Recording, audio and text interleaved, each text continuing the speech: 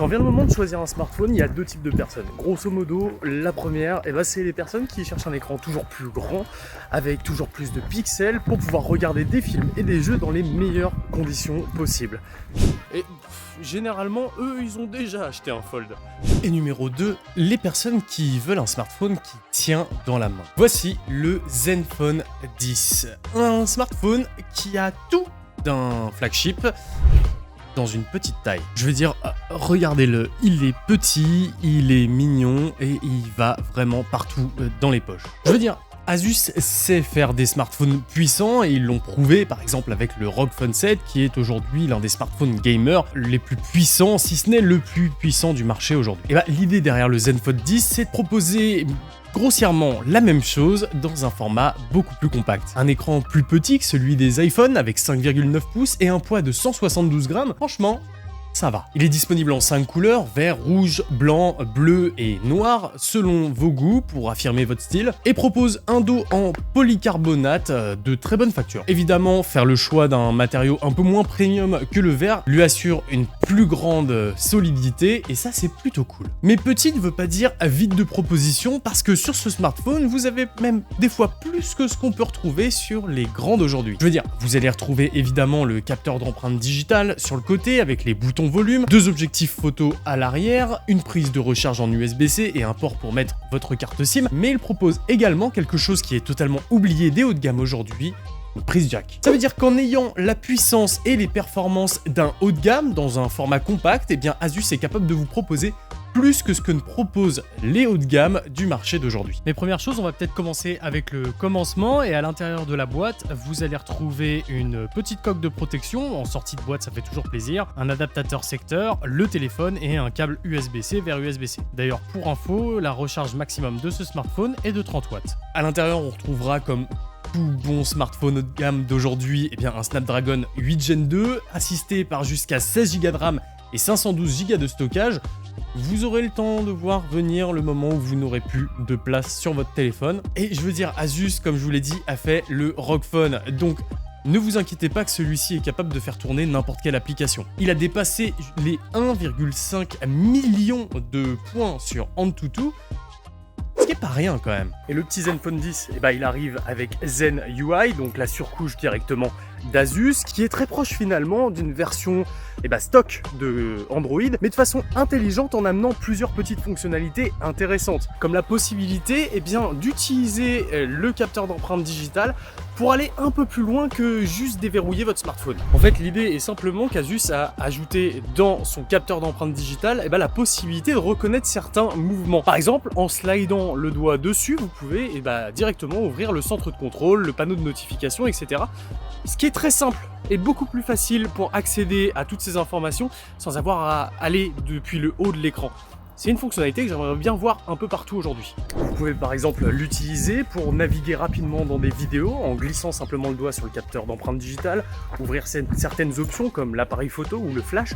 Bref, ils sont allés un peu plus loin avec ce bouton et du coup ça permet vraiment d'en profiter pleinement. Mais la même philosophie s'applique aussi à l'écran. Un petit écran ne veut pas dire un écran moins performant. S'il est limité à de la Full HD, ce qui est largement suffisant pour un téléphone aussi petit, ils n'ont pas fait les choses à moitié. Une dalle de 5,9 pouces en AMOLED fabriquée par Samsung, capable de se rafraîchir à 144 images par seconde, proposant une couverture de 112% du spectre DCI-P3, un delta E inférieur à 1 et une densité de pixels de 445 pixels par pouce. Je veux dire, dans l'absolu, qu'est-ce que vous voulez de plus en fait sur un smartphone? Alors peut-être qu'on aurait pu demander un téléobjectif, mais vous avez quand même le zoom numérique qui fonctionne plutôt bien, avec des photos jusqu'en x8 qui ne manquent pas de détails. D'ailleurs, parlons-en un peu des photos sur ce smartphone. Le capteur principal est un IMX766 de 50 millions de pixels, qui est stabilisé sur 6 axes et...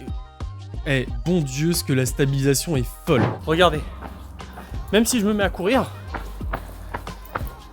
la stabilisation reste bonne, et on garde une image correcte. Alors, même si c'est moi qui suis mauvais à stabiliser, et puis mon cardio, il en a pris un coup depuis que j'ai passé les 30 ans quoi.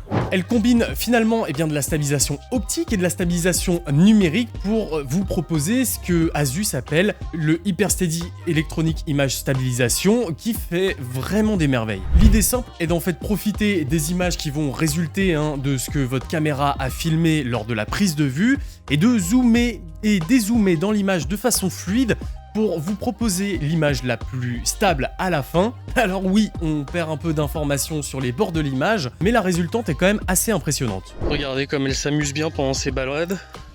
Ça chasse le lézard, je vous raconte pas l'histoire. Elle est là, elle fait son petit tour, elle est contente. Elle cherche le lézard. Alors tu l'as trouvé, Suna? Il est où? Il est où le lézard? Bah ouais, ma fille. Hein? On peut reparler un peu donc des photos. Le capteur principal de 50 millions de pixels offre des clichés très jolis, très réussis, même si des fois on peut déceler ça et là des pertes d'informations quand des couleurs sont trop proches. Regardez dans cette photo par exemple, au niveau des nuages, on aurait pu s'attendre à un petit peu mieux. Dans l'absolu, les photos sont belles, lumineuses, et puis on se retrouve quand même avec des clichés qui sont forts en couleurs, quelque chose qui pourrait déplaire à certains, que j'aime plutôt bien. D'ailleurs, pour prendre les photos, l'algorithme d'intelligence artificielle intégré dans le Zenfone 10 va venir segmenter les différentes parties de votre photo. Je sais pas, des personnes, de la nature, du ciel, pour venir les optimiser indépendamment et vous offrir le cliché le plus réussi. On se retrouve ensuite avec un ultra grand angle, ici de 13 millions de pixels, qui suffira amplement pour quelques petites photos en plan large, même si c'est pas le meilleur que j'ai pu voir sur le marché, il faut être honnête. Pour ce qui est de la caméra avant, Asus a choisi une caméra de 32 millions de pixels qui change un peu de ce qu'on peut voir habituellement. Au lieu de choisir une simple caméra RGB avec 2 fois plus de pixels verts que de bleu et de rouge, ils ont choisi plutôt un capteur RGBW, W pour white. Ce capteur augmente de 67% le taux de lumière capté et permet donc de grandement réduire le bruit sur la photo finale. Il en résulte donc des images dans toutes les conditions qui sont de meilleure qualité, avec des détails dans l'arrière-plan qui sont quand même bien captés, mais également des sujets qui sont bien éclairés, avec du détail, du piqué, et donc des selfies plutôt réussis. Une caméra qui, comme vous le voyez, fonctionne plutôt bien et elle aussi est stabilisée, mais qui sera limitée à de la Full HD à 30 images par seconde, ce qui peut gêner certaines personnes. J'ai aussi été grandement surpris par la qualité audio qui est délivrée par ce smartphone. Je veux dire, écoutez la clarté du son, alors qu'il y a du bruit autour de moi, que je suis en pleine ville.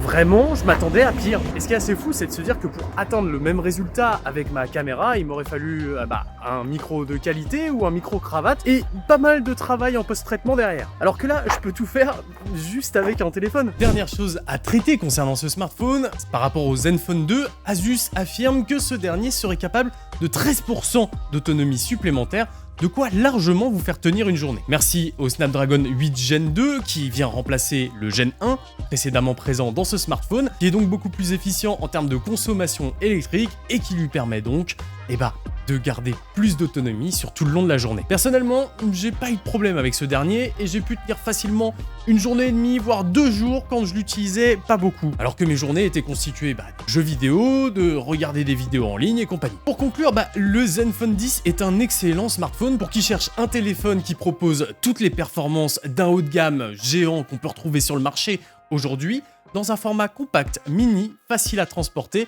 et qui prendra pas beaucoup de place dans la poche.